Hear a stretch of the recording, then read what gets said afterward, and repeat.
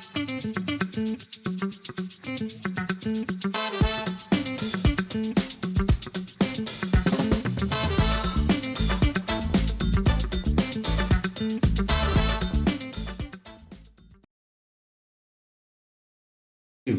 My name is Reverend Dr. Wallace Bradley, and I'm the host of the Bradley Report. I'm also the president of United in Peace, Inc. And United in Peace, Inc. is the one that's presenting this show to you. The producer of this show is none other than the chairman of United in Peace, Inc., and that is Dr. Terry Marsh Bradley. We got a very interesting show for you. Today is the 23rd of December, and everybody knows that, hey, the mayor is not going to veto the budget, which was a good decision that he made, which was a righteous decision that he made. The art of a solution and every, political challenge between the legislative body and the executive body is from a common sense approach. What you mean by that, Reverend Dr. Gator? Compromise and dialogue help bring together a solution for the people. One thing that's key is that,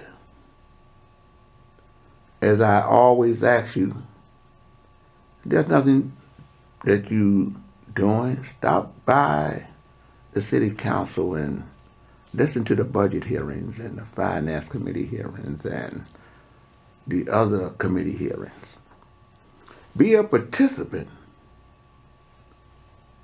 of making things better for yourself by sharing your opinion. Without further ado, Sister Monty, let's make it do what it do.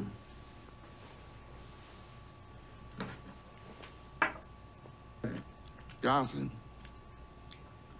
I want to say this.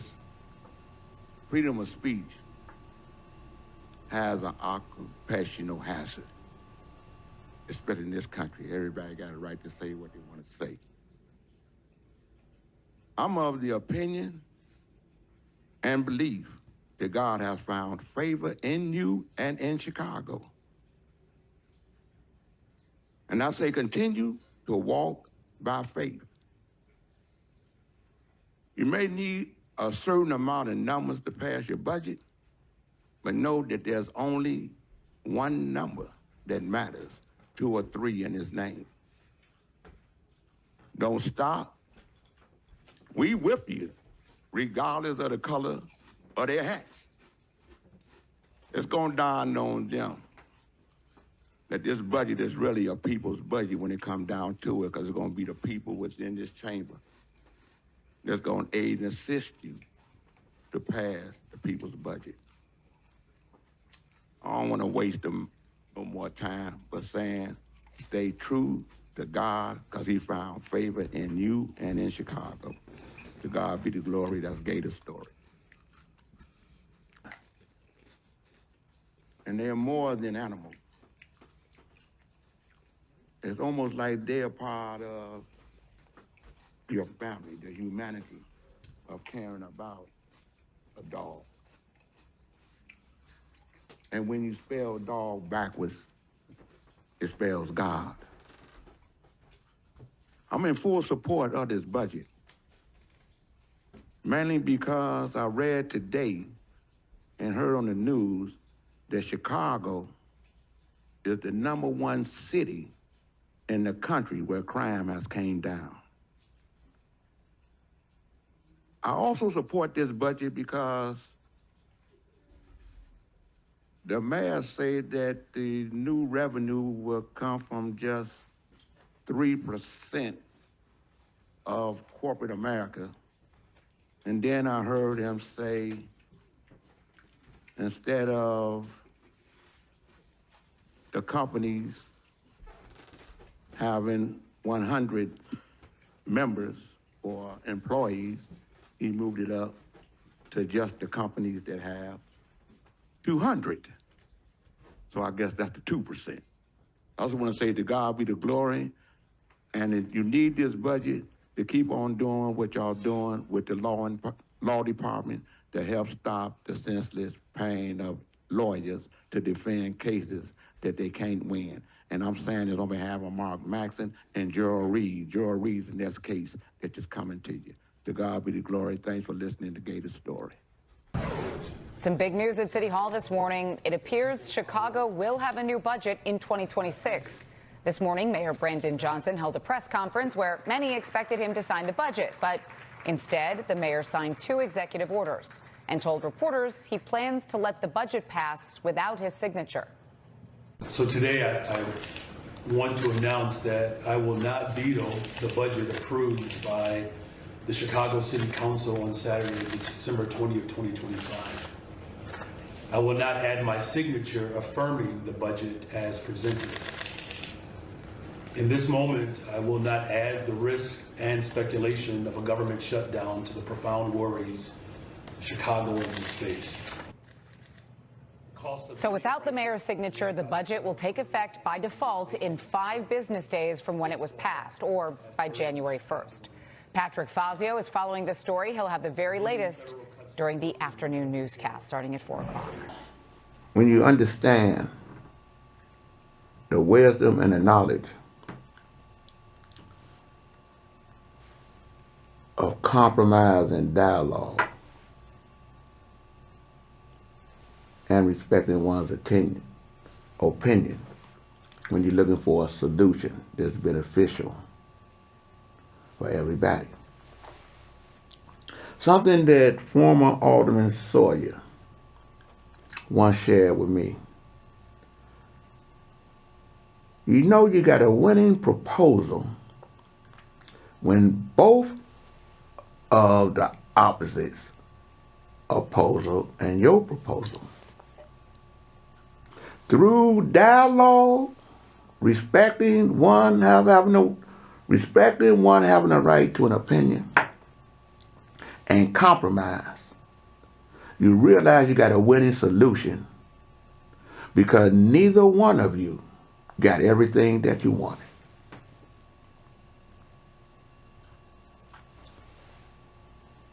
And we didn't. And they didn't. But out of it all, they agreed to work together because they got to work together. They got to be planning for the 2027 budget right now. As the executive, the mayor can do things that he can do. And like all the legislators, from the Honorable Finance Chairman Pat Dow, the Honorable Budget Chairman Irvin, came together on. And those, the pro and the con, the ones that they said was renegades, the one they said was the progressive or whatever it is, realizing that they can grow from this. Progressives, along with the mayor, they got 98% out of 100% of the Protect Chicago 2026 budget. The wonderful thing I saw in there when I saw the young adults that was at the city council, at the budget committee, at the finance committee, was using their voice to speak, as well as I and others, those that were elected officials, community activists, pro and con. And their voices of reasoning were heard.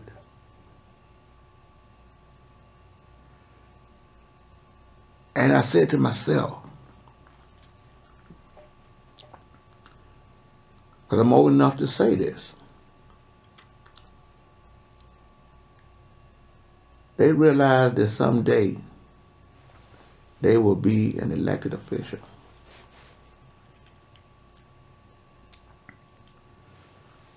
Because they came and spoke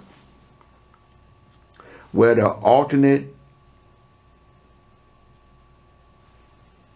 individuals or the aldermen that were supporting the alternate budget proposal wanted to get rid of the money that was in the mayor's proposal to help provide 5,000 jobs for young adults. And they came down there and they fought for that. And they let the mayor know that they agreed with him on that. And therefore, the alderman that represented the alternate budget agreed with it too.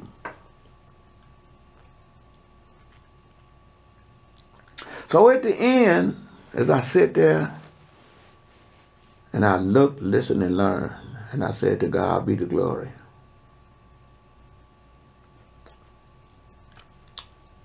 And I thought how I had shared with the mayor that continue to walk by faith, because all the aldermen here, everyone was in the room.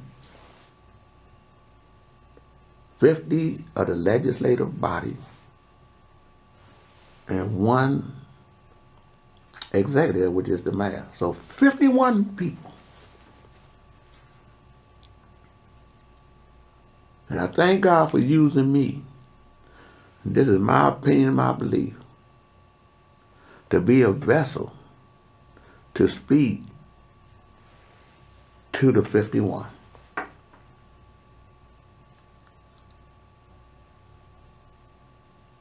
I'm not mad nor sad of the turnout. I believe the business community, those representing the business community, was letting them know pretty much, hey, fight for us because we're paying taxes. I believe the next budget won't be so rough or harsh, because we at a time when we see what President Trump and them are doing and what they're doing in Washington, D.C. I was glad that a lot of the people, even some of the ones with the red hats, was listening and realized, wait a minute, okay. They didn't like the migrants. They feel like the migrants took the money and all of this. And then it dawned on them, wait a minute. The migrants were sent here to Chicago and to the state of Illinois by way Texas governor sent them here by the busloads. Had some of them catch planes to come here. As I listened, looked, and was learning, some people were screaming that the way that the governor from Texas was sending them here was like human trafficking. On another note, very important note, it came down today that the Supreme Court had made a decision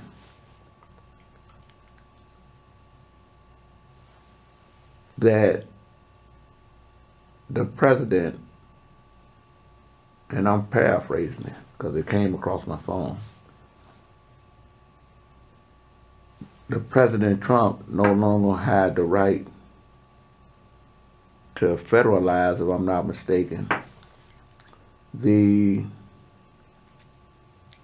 National Guard here in Chicago and in the state of Illinois.